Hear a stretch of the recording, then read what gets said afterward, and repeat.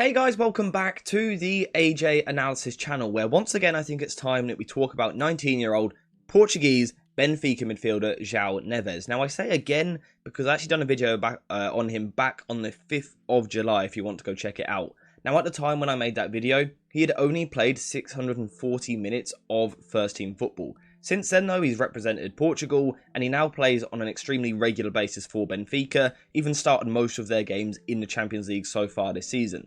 So this is a player who already in the span of, 5-6 months, has already grown a lot and really developed. So I want to revisit him as a player, particularly because Manchester United are being linked. Fabrizio Romano confirming, or believing, that Manchester United sent scouts to watch his game against Sporting Lisbon the other day. A game in which he actually scored a really important goal. So let's take a look at João Neves and see what he is as a player and how he's improved already. So before we continue into the video, a quick shout out to today's video sponsor, JerseyFifa.com, the home of all of the greatest football kits. Whether that be the new latest releases or the old classic ones like this, Jersey FIFA has something for everyone, and now you can check it out yourself using the link in the description down below. And also make sure to use code JerseyFifa for 10% off when you order. Now the first thing I want to address about João Neves and his current game is actually something that I was a little bit unsure about just 6 months ago, and that is his press resistance and ball carrying ability. Now again, a few months ago I was saying that we haven't seen evidence of him being massively press resistant. We've seen that he's a very technical player, good at receiving on different angles, but we didn't have evidence of press resistance on the ball. Well, that has changed. This is a press-resistant midfielder without doubt now. He is incredibly good at receiving the ball with his back to goal and turning his man. And I think a lot of it is because he's such a small player, really. He's got a really low centre of gravity, allowing him to twist and turn in the centre of the park. We've spoke about it a few times recently. This is a 360-degree player. A player who can receive the ball at any angle and get on the turn. And what makes him particularly good at doing this is the fact that he can use both feet. He's very good at taking the ball with either his right foot or his left foot, and also as he carries the ball forward through the pitch and dribbles through players, he uses both feet, and I think that's perhaps an underestimated thing in some players. I think a player which can dribble, control, pass with both feet is incredibly important. I also think what he's shown in the past few months so far this season is not only his ability to be press resistant in deeper areas, but then also the ability to carry the ball up the pitch. Now, he's never going to be a powerful driving midfielder because you can just see in his build that's not what he is. But he is still very good at carrying the ball forward, again using that low centre of gravity, twists and turns, changes of direction, but also little touches just to keep manipulating the ball. We can see this in his take-on FB ref report. Take-ons attempted the 89th percentile, successful take-ons the 89th percentile. Now, yes, the successful take-on percentage is a little bit lower than we would like. We've got to remember this is a 19-year-old midfielder. What we can certainly see, though, is that he's already a player which is extremely confident receiving the ball, trusting in his own ability to then take people on. We can also see for carries, he ranks in the 97th percentile, and progressive carrying distance, the 90th percentile. So whereas before I had doubts over his ability to kind of be a press-resisting, dribbling midfielder, he certainly is that now already. He's shown the evidence for me to say that yes, I think he is good at that and will be good at that for a long time in his career. To go back to what we were talking about in the first video, he is without doubt a good passer of the ball. A high volume player, someone who wants to get on the ball, get involved, dictate the tempo of the game. Lots of touches, lots of passes. Now he's not, overly expansive with his passing. He's not a player which is always going to look to play balls over the top or thread through balls through the lines. This is more of a ball retention midfielder. Something which, to be fair, I think United are actually desperate for really in the side. Someone who can kind of keep the ball ticking over. Again, the fact that he can use both feet really helps this. Some players, if you press them from a certain angle, because they're so one-footed, they're then really restricted in a way that they can play. Whereas with João Neves, because he is firstly good at manipulating the ball, but then also good at passing with his weaker foot, it gets him out of spots to bother a lot. And it makes him a really good, neat, tidy technical player. I believe the way that I described him before was as a 2010s Spanish midfielder. Sorry for the stutter there. That's why I see João Neves, and I think he's becoming that more and more already in a really short career. And again, if we go back to his FB ref report, I believe he will see that. And these numbers are just phenomenal. They're incredibly good. Passes completed, the 99th percentile. Passes attempted, the 98th percentile. Pass completion rate in the 86th percentile. That's a good ball retention midfielder.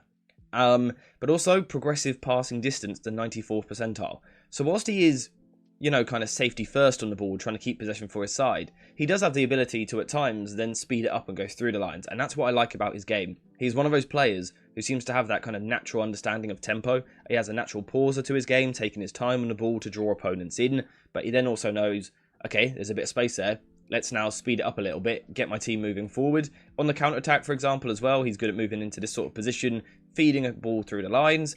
So I wouldn't say it's the main idea of his game, but he is certainly capable of doing it. And again, it comes down to a game intelligence. For such a young player, this is a really complete, intelligent midfielder.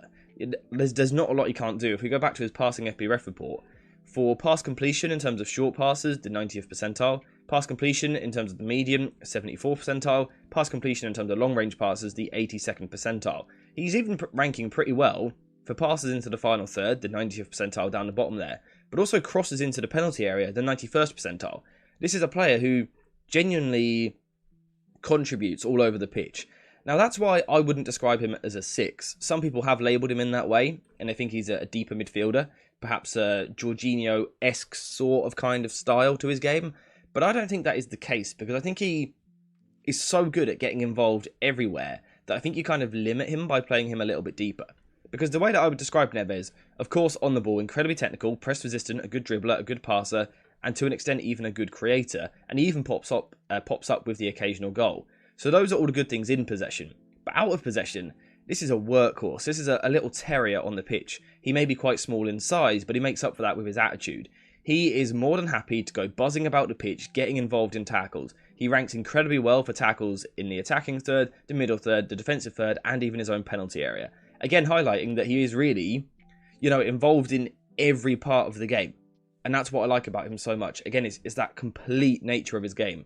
He's also actually kind of weirdly good in the air. He's a really short guy, but he actually wins a decent amount of headers. So I'm not sure why that is. It'd be interesting to perhaps look at the biomechanics behind the way that he jumps and things like that. But he is also weirdly good in the air.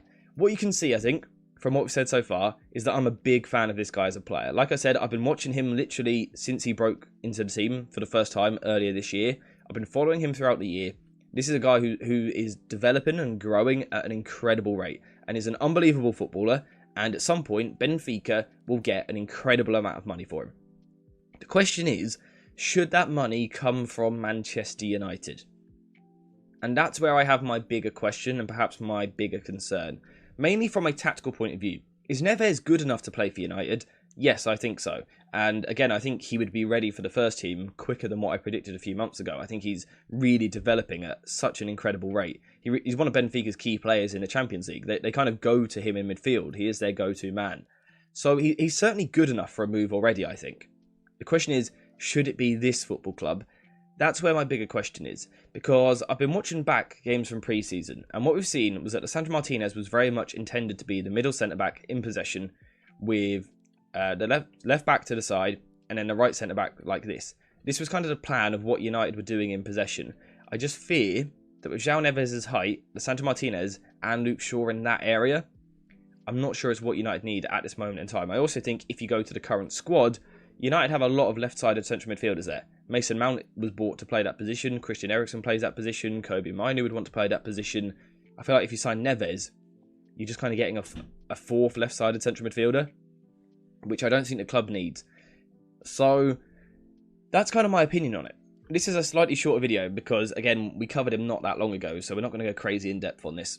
I think, again, a phenomenal footballer. Someone who Benfica will easily get 50 plus million for at some point in the near future. He will go for big money somewhere. And wherever he goes, trust me, I think he'll be incredibly good. And we'll sit there going, we should have gone for him. That should have been us. But I think if you look realistically at the current United squad, I don't think he quite ticks the physical boxes. The pure size, the pure power of perhaps what United need in midfield. But also, I think United have enough left-sided central midfielders that it's probably the wrong bit of recruitment to do. In 18 months, it might be the right signing. But right now, I don't think it's the priority. I think United need a holding midfielder, a centre-back, perhaps a right-back, perhaps a right-winger. I think those would all be on the list before a central midfielder in this mould, really, of João Neves. So that is my opinion. But let me know what you think in the comments down below. Have you watched him play? If so, what do you think of him? Like I said, I think he's incredible. I think he's going to the top of the game. I think he's an unbelievably good talent. unbelievable. He's got great temperament. Everything about him is great. He is so well-rounded. Unfortunately, I just don't think he is the right man for Manchester United. Let me know if you agree. Let me know if you disagree. If you do disagree, why do you disagree? Let me know what you think in the comments down below. But apart from that, thank you guys for watching. I hope you have enjoyed it. And as always, I'll see you in the next one.